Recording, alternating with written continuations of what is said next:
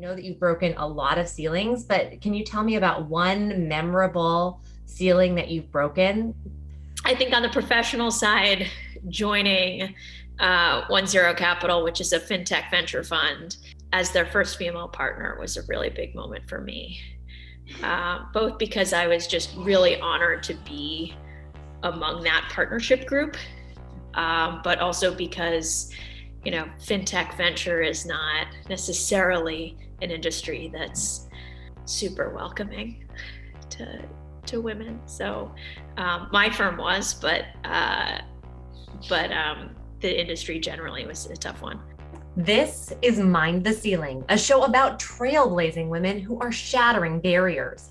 These are the candid conversations that dig into what the journey to finding purpose and climbing to the top of industries is like. All of the victories, hurdles, bumps and bruises, and celebrations along the way, and the tools you can use to be the next ceiling breaker. I'm your host, Tamara Lane. Today, my guest is Lauren Bonner, a world-class investor and operator with experience at 10 Capital, Point72, Bridgewater Associates, and more. And she is the first female partner at 10 Capital, breaking barriers in the fintech industry. On top of that, Lauren is moving into launching a completely new venture, but she is more than just her career. She's made tremendous strides for gender equality and is known as the champion of the Me Too movement on Wall Street. In my chat with Lauren, we talk about how she decides who and what to invest in and her advice for talented entrepreneurs. We dive into her process of how she chooses the right people to build a successful team, and she shares her method for making career-altering big decisions and what she learned from a difficult chapter in her life. And this is how she describes her journey to finding purpose. I have a real passion for the underdog, generally, whether that comes to kind of investing and backing a underestimated entrepreneur or fighting the good fight politically. I'm just I feel like wherever I can show up and support the underdog, that's what I love to be about. I love it. And if you could use one word to describe your journey, what would it be? Spiky. Why? I love that word. Well, I think it's because it's a combination of big highs, some lows, unpredictable, a little unexpected, but, hopefully going up and to the right, as we like to say, over time. That is such a unique way to look at a career journey, but it makes a lot of sense. And let's go one step further. How does the spiky metaphor look like in real life? What does Lauren do day to day? I'm hopefully announcing and launching later this summer a new platform that I'm working on for investing and supporting operators. So really, really excited about that. And she's doing so at just the right time. It's reported that the global financial sector is expected to be worth $26.5 trillion in 2022. That's awesome. Okay, so I guess we can't talk much about that, but tell me what kind of excites you about it and why it's unique. I mean, I don't know if everybody really realizes who hasn't worked in the fintech space, what it is and what it may entail. Sure. So, I'll be focusing basically on undervalued companies.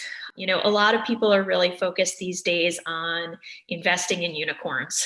And I care about investing in thoroughbreds and workhorses, finding companies that are just going to be good, sustainable, job creating companies that deliver products that people need. That's where I'm putting my energy.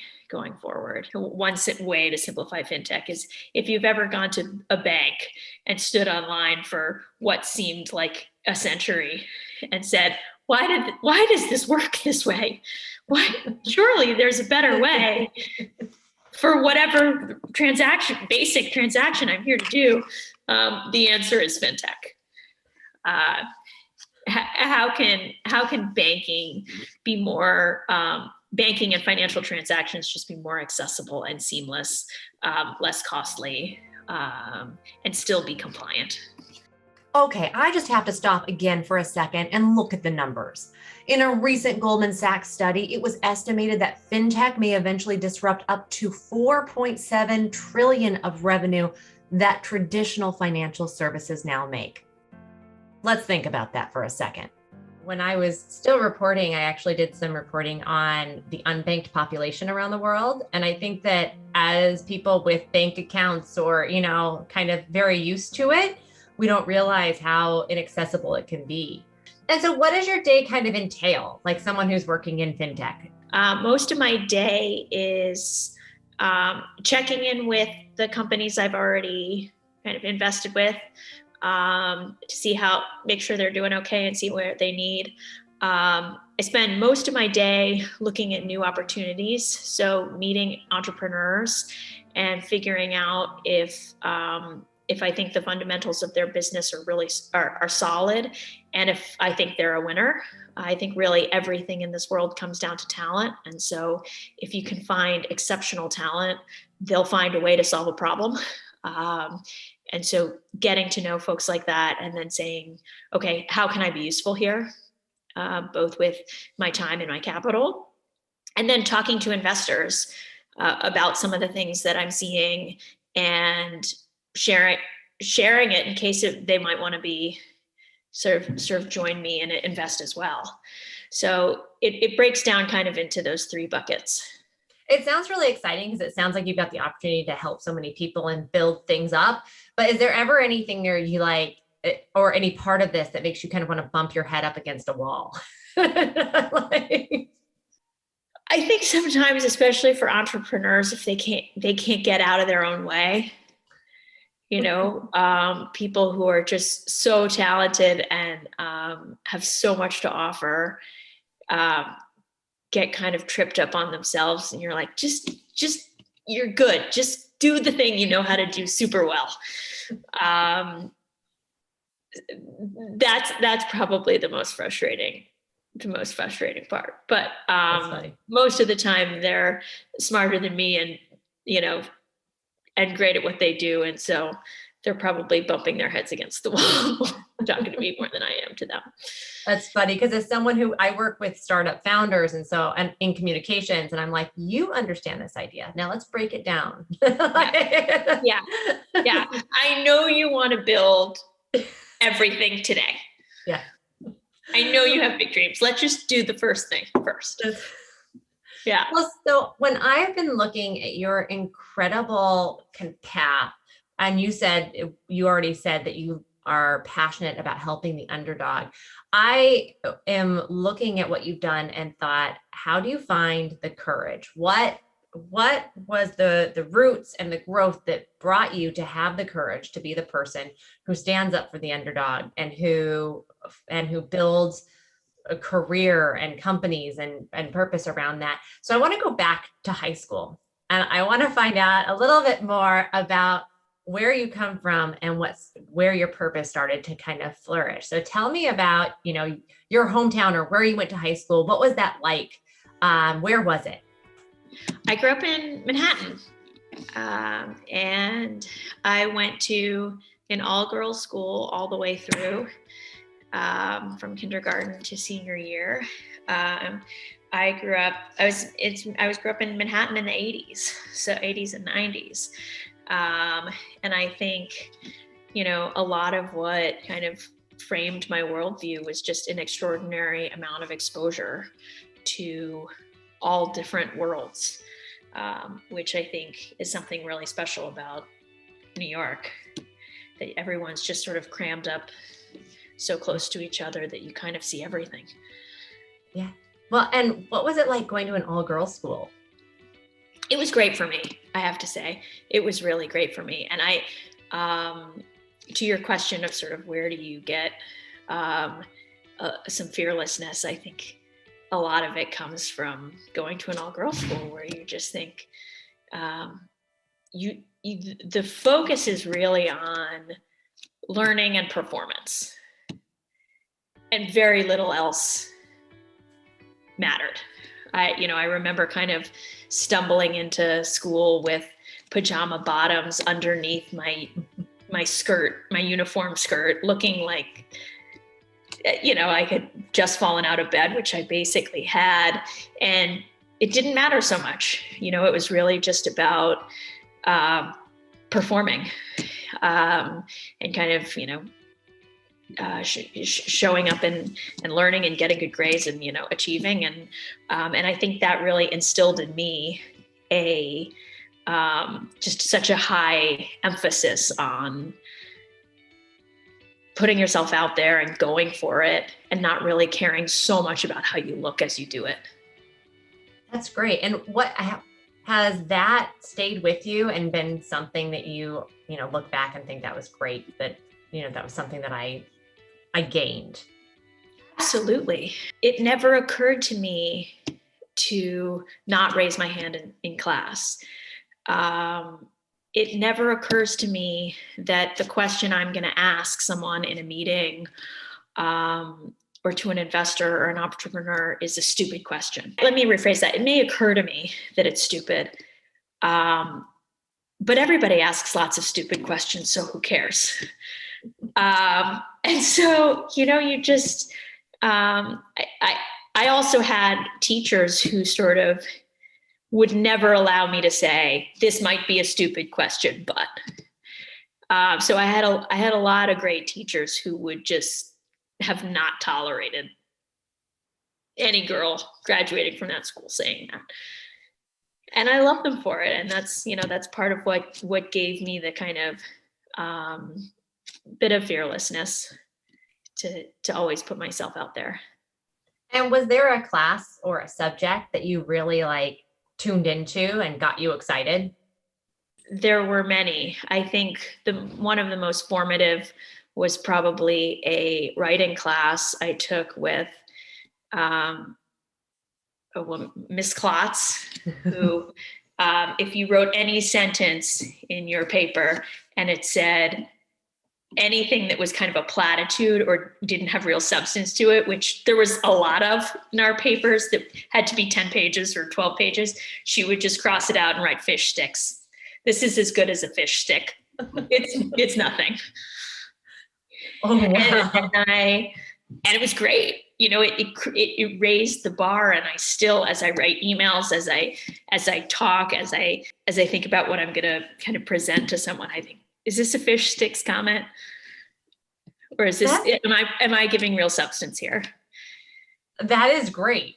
And I think that, adding a little bit of humor to it. Yeah. Yeah. And it's so visceral, right? You saw Fishsticks in the margin and you just thought, you could just picture eating cafeteria Fishsticks and thinking, okay, this sentence has to go.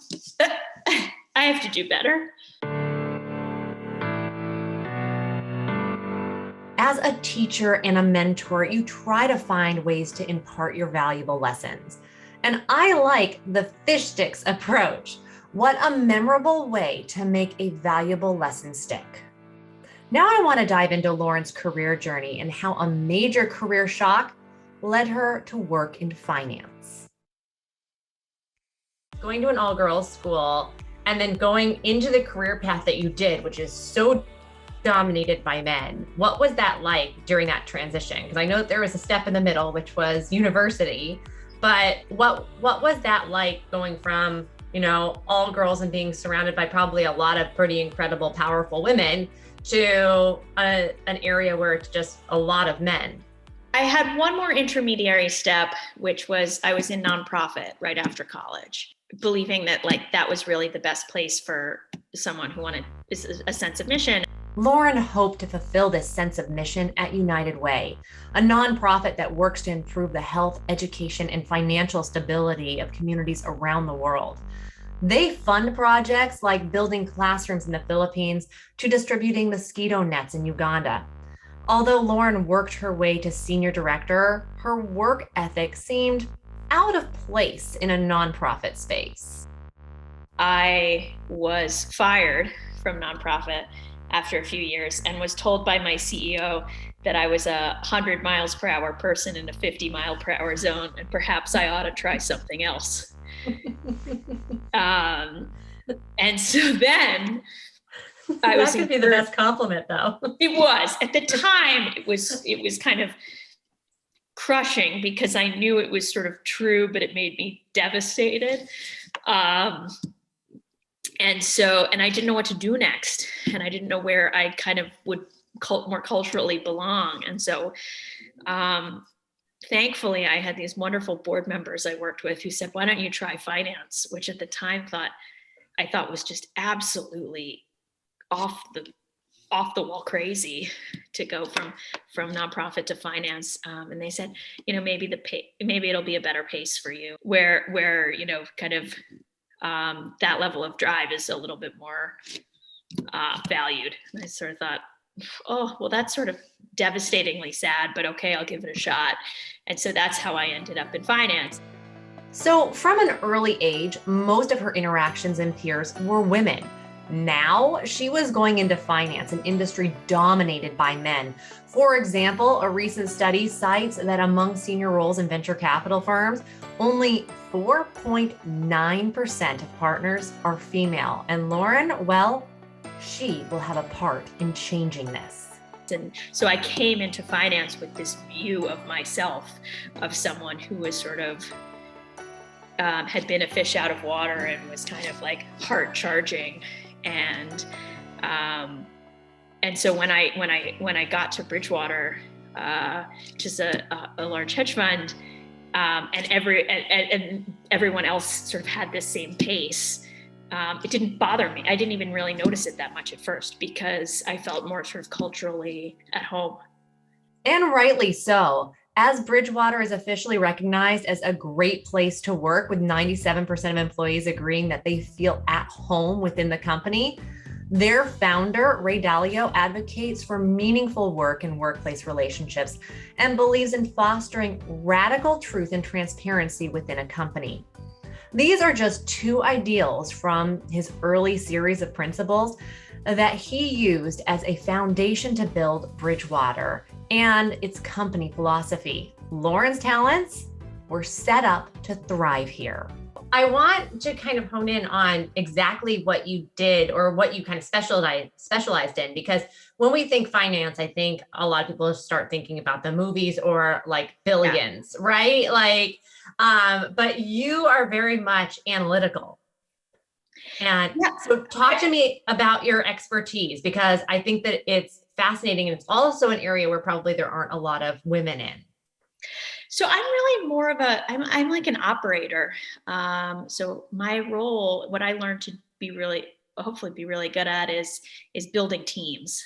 And so, especially what I learned at Bridgewater from the founder there, who is obsessive about talent and picking the right person for the right job, thinks that's the most important decision.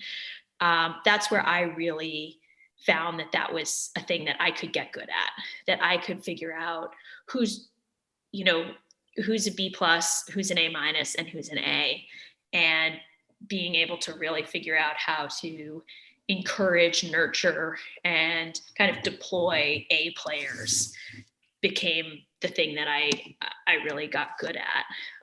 And so most of my roles in finance have actually been in building teams, turning around fintech companies or scaling fintech companies, or building out new technologies for financial services, because it really just comes down to who are the right people. And I see you get really excited about that. And so it is about, finding the right people, but how do you kind of hone in on that? Why do you think that that's something, how do you utilize that and what you're doing to create good teams and then good businesses and good outcomes? It's a great question.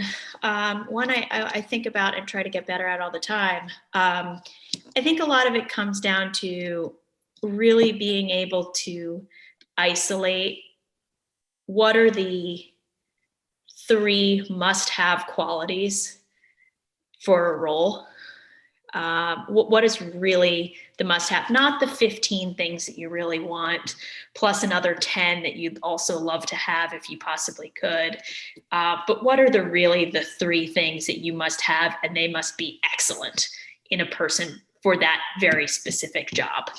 And then really being kind of rigorous and, to your point, analytical about who is the right person that has a pattern of demonstrating those specific attributes over time consistently, and how do I get them in here?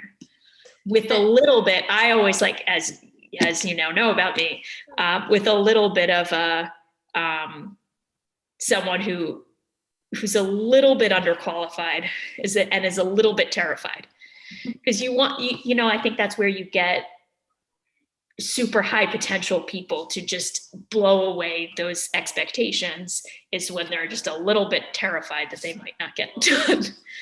Well, that just makes me think about, people who are overconfident can make mistakes, right? But people who, and you know this, you should, but there's something about questioning and curiosity that makes for better outcomes.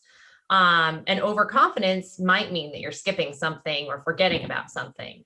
So that's a really, Absolutely. but we're not listening. We're not listening to people who are, who are giving you advice, and a lot of times the advice is bad, right? But you have to be listening for it. Yes, but you come from a data perspective. Yes. Right. And so how do you use that into what you're doing? Well, it's hard. It's a really good question, because it's really hard to be able to test for core attributes and values, right?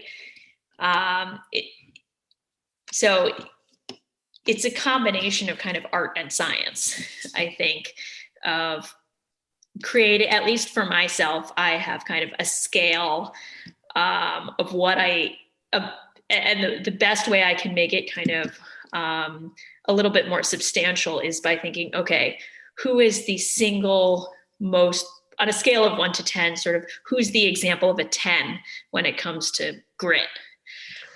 Who's the example of a 10 when it comes to creativity? And so then when I start to see people and I think, okay, well, they're not that person on 10, or maybe they are. And that helps me have some standards and some rubric around a thing that is otherwise really just incredibly difficult to test for.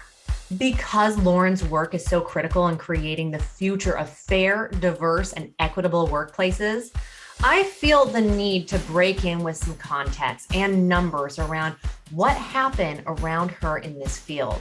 Now, more than ever, companies in tech and finance are working to create and diversify their teams. A 2019 study by McKinsey & Company showed a strong correlation between company financial outperformance and diversity within variables of both gender and ethnicity. Bridgewater demonstrates its commitment to finding the right people with a dedicated team focused on diversity and inclusion. Lauren was finally supported by the right company to fulfill her sense of mission. But it's important to remember this was not the norm, and a big shock was coming.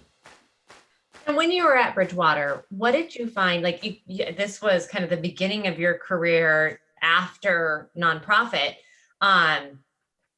What did you find challenging that you knew you needed to overcome to get to the next level? I think for the first time at Bridgewater, I was in charge of people in a way that I hadn't ever really. I'd managed sort of teams in other capacities, but not in the same way. And the things that you think when you're more on the sidelines and you're not managing, like, well, I would have done that differently. And then you do the thing differently and you realize all the bad outcomes that came with that choice. And so I learned a lot about management and leadership.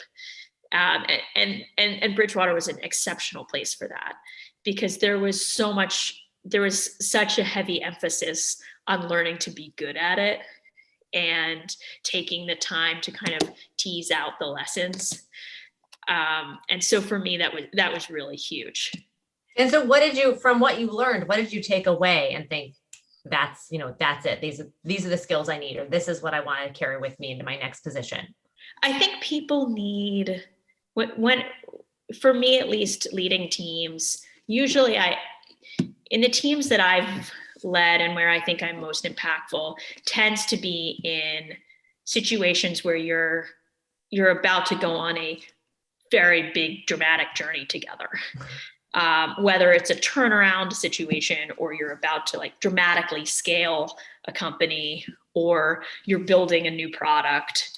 For me, I think you have to have a real kind of inspirational rallying cry that is genuine, it's authentic, it means something to people, and they care about it.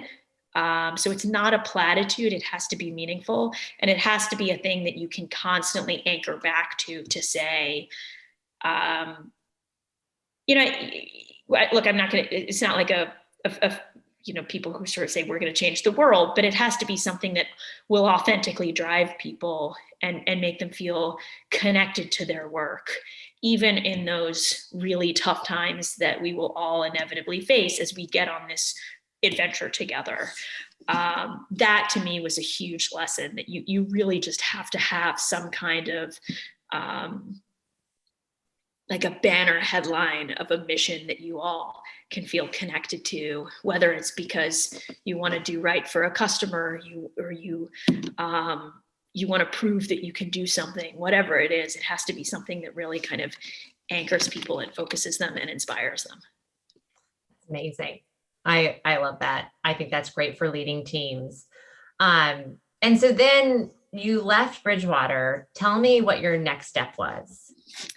That's when I really got into the startup tech and venture world, and started working at 10 Capital. And I was an operating partner there, and would drop into our portfolio companies to help them, in kind of one of three circumstances. Either they had just closed a big round of funding and had to go execute on those grand promises they put on a PowerPoint presentation at 2:00 in the morning. And then in the sober light of day thought, oh God, we're going to do that in 12 months. Sorry, I'm only laughing because I know what you're talking about. Right. You think, that's achievable. We can make that work. And then you start looking out the calendar and everybody starts sweating a little bit.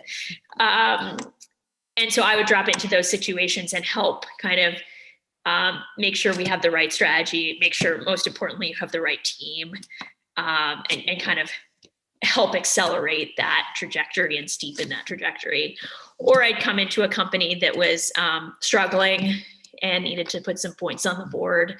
Again, oftentimes that would mean some kind of like people and strategy shakeup, or to help a company close a big transaction, either sell or be able to kind of bring in institutional capital. So those are the three main kind of types of jobs I had. Sometimes all at the same time at different companies. And you came in from kind of a systems perspective, right? Because you had, for lack of a better way to describe it, but you had kind of like how do you explain it? A scoring / analytics system that you would use in order to help implement these. Tell me if I'm totally off base.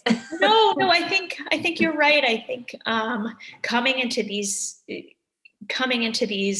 situations, you have to have some sense of kind of a framework of how you're going to approach things and do it in a systematic way, measure yourself, measure other people, be able to hold yourself and other people accountable, look at the data, be honest about the data, be honest about what it tells you. If you made bad choices, change them. But yeah, you have to have I think, a systems approach to that, because otherwise those situations can feel chaotic, right? Because there are 1,000 things you could do at any hour of any day. And what was it like jumping into all these companies? Like for yourself, it had to have been challenging. And then like every situation is brand new, right? It's like every time you go in, it's a whole new problem to try and solve. It's not like a cookie cutter. I mean, it's surprising. I mean, at the end of the day, humans are machines in a way, right? We all, and so if we've thought a lot in one way, we're going to probably continue to operate that way. And in some ways, you're absolutely right in that, some new crazy problem or some new crazy opportunity that I had never seen before would come up. But the more you do it, the more you realize like, oh, okay, I know where we are. This is that scene in the movie. I know how the rest of this movie is going to play out. So you start to pattern recognize, and you start to really see that as different as every founder is, there are a lot of things that are the same. Well, and so we like to celebrate successes. So what would you say some of the most important successes in designing these analytical systems and working with these companies were, and what results were you proud of? Oh, well, I think about Better, the digital mortgage company, where I spent a lot of time in, I guess it was 7 years ago now. And it started with a team of, when I got there, probably 8 people. And I remember my favorite moments really are hiring some of the people who are now being listed on the executive team as they IPO. I mean, there's that to me is just, they're IPOing this summer, they're going public this summer. And so to see some of these, were kids, right, who were just exceptionally talented. And to see them sort of blossom from this opportunity and just continue to grow as the company has grown exponentially to where they are today, and to be on that executive committee, sort of passed around as it's being marketed to public markets, is just the coolest thing. Now we'll touch on a more difficult chapter from Lauren's past, one that will impact women in fintech for many years to come. In 2018, she filed a publicly known lawsuit against Point72 for gender discrimination after noticing a sizable wage gap compared to her less experienced and lower level male associates. She was also denied a promotion shortly after she reported someone from the promotions committee for harassment. Now, harassment and unequal pay are common injustices that women of the Me Too movement hope to bring light to. Lauren's case is now settled, and we briefly touch on how she chose to make this decision and the positive impact it has had on her life ever since.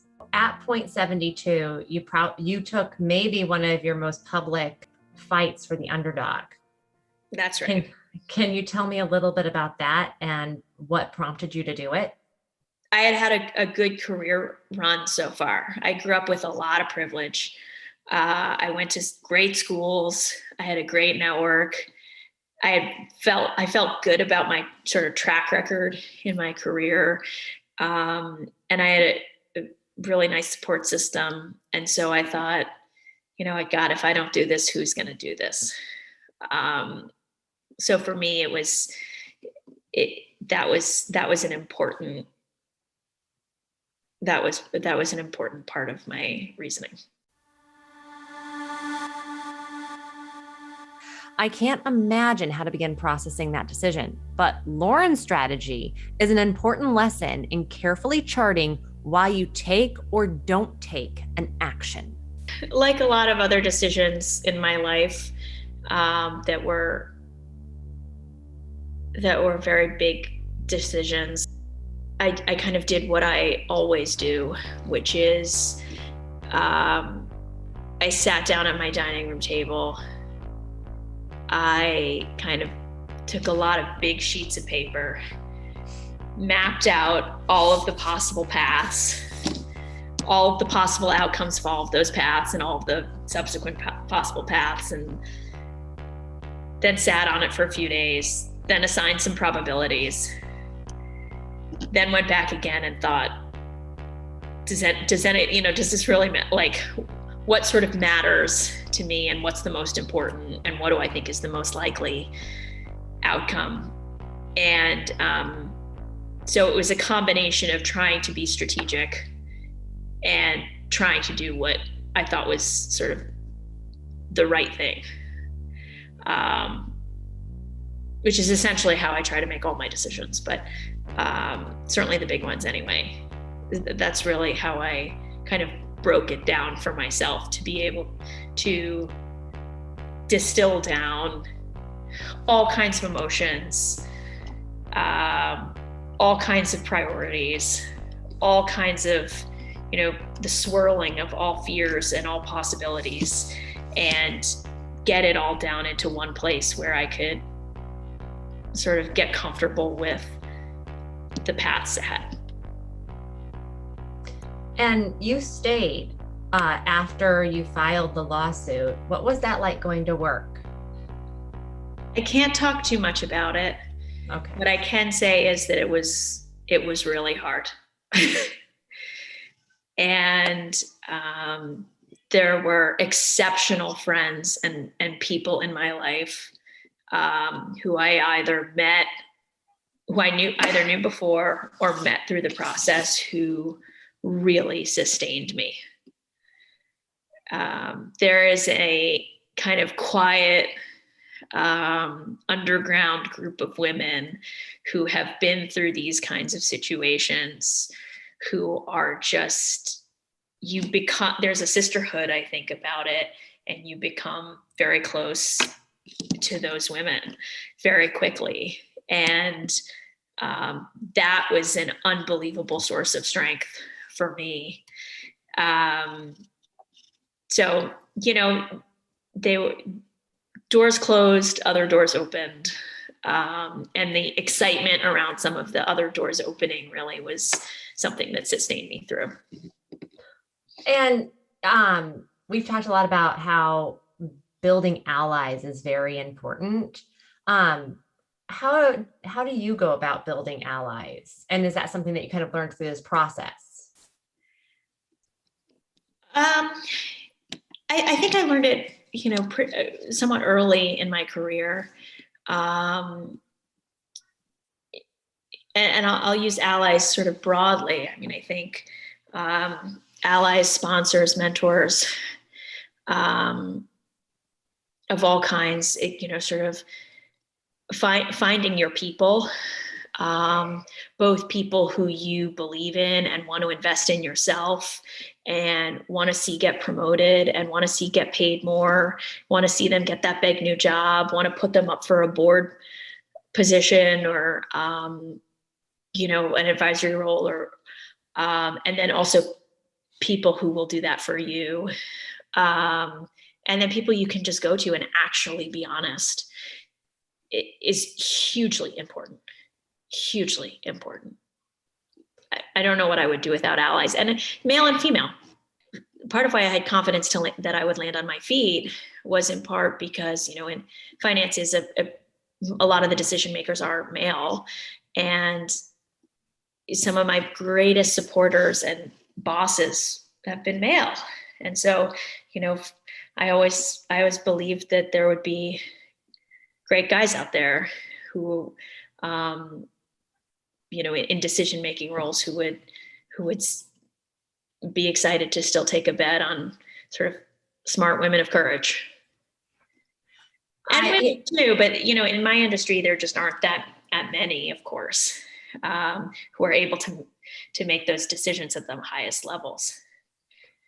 Well, and I want to ask one more question. And this is something that I'm personally curious about, because I know I didn't learn this until I kind of came into the situation. And maybe it is something that you learn going into the situation, but there's got to be some people that we can learn from. And that's when you kind of go toe to toe with someone who could be perceived as very powerful. Well, how do you prepare for situations like that? Like any tips? Because I remember when I was doing breaking news and interviewing, politicians, and you walk into the room and you go, all right. You just do it, right? I mean, you just go, you just show up, and you're on your mission and you do your thing. So I don't have much better advice than that. I don't have any real tricks of the trade. You listen to some pump up music a little bit as you walk in the door. That used to help me, but you just say, I got to show up. And so you do. Talk about strength and resilience. Lauren has it. But to get to where she is today and to have all that courage, let's dive into her toolbox of breaking ceilings. I've just got a few more questions for you. And it's because we've already talked about what you're doing now, but are there any skills that you've learned along the way that you think that is the best thing that I've picked up and it has helped me so much with my career? I think learning to be strategic. And I think you don't necessarily need to say, I have a 5-year plan or I have a 2-year plan, but forcing myself at least to go through a process on kind of plotting a path, or, checking in with myself every 6 months and saying, okay, what do I want to get to in the next 6 months? What do I need to achieve? What points do I want to put on the board? In all areas of my life, and what's the map of how I want to get there. Forcing that discipline on myself to not just kind of take things as they come, but to really plan a bit. And again, I'm not like a huge crazy planner, but to be a little bit strategic about what's the best path over the next 6 to 12 months in each of these areas that's important to me, and then execute on it in the same way that we would all do that in a business we would run, right? But just forcing myself to do it with my life and my career, it has been really valuable. And if you could go back and tell yourself anything at 15, what would it be? The sooner you know yourself, the better you're going to be.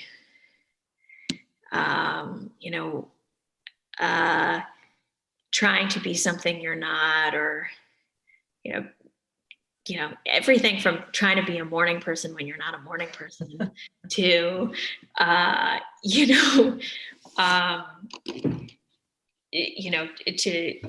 try to be, I'm a redhead, trying to be tan when you're never going to get tan, own your strengths, lean hard into your strengths, and do the best on everything else. I love it. What makes you excited about the future?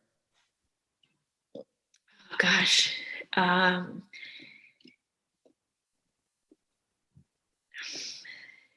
really, I'm really excited personally to be at a point where I get to work with people I want to work with, and I get to invest in people I believe in, and I get to really devote so much of my life to ensuring that people with great potential succeed. I'm really excited about how I get to spend a lot of the hopefully next decade. Lauren's passion for supporting the underdog has driven her to work for companies with a sense of mission throughout her career. But it is her courage and methodology for making calculated decisions that I'm going to take with me. We all face moments in our life where we are given great opportunities that come with great responsibilities. It is how we respond to that shapes history, and we usually must summon courage to accomplish it. And the path, well, it will be spiky, but we can find allies along the way. Most importantly, we can pave a path for those coming up behind us and break ceilings. And that is it. The unfiltered, undeterred journey of Lauren Bonner, a beacon of light and courage, taking steps to change others' lives. And now it's time for the Mind the Ceiling Mindful Minute with Anika Uden, our podcast associate producer and potentially your company's next CEO. Anika, take it away. To start off, the first question is, what book changed your life or impacted you the most? The book, Daniel Pink's When, which is about not how you plan your life, but thinking about timing versus substance. Interesting. The second question is, who is your most influential role model? I'll say a teacher, a woman named Wanda Holland Green, who is an absolute badass teacher, was an exceptional teacher to me, and then now runs a school. And I just believe that I hope she runs the Department of Education someday. What characteristic do you love the most about yourself? I'm resilient. That's awesome. That's something to always celebrate. What do you do to relax or chill out? I watch comedy. If you could have a superpower, what would it be and why? Breathing underwater, I think. Interesting. I would love to be able to breathe underwater. I just think that I have no good or mission-driven answer to that, except I just think it would be awesome. Yeah, it would be awesome. And to wrap things up, what is the next ceiling you want to break? I'm looking forward to investing, to breaking some more ceilings in the investing world. Yeah, and we're excited to see you do that. Thank you. And that is our show, Mind the Ceiling. And here we don't mind the ceiling because it's meant to be shattered. And we are here for you. Please subscribe to the podcast wherever you listen to us and follow us on social media and share with your friends. And we'd love to hear from you. Hit us up on our LinkedIn as well as Instagram. You can ask our guests questions or celebrate your successes with us. We want to cheer you on along your journey. And with that, what makes us excited about the future? I think the fact that you're showing so many different paths and so many different profiles just gives kind of richness to the possibilities of young women, because they can imagine themselves pursuing those things. Special thanks to my amazing team, associate producer Anika Uden, editor Michael Coleman, writing by Brianna Puebla, and my chief of staff, Guy Gatula. Thank you so much. See you next time.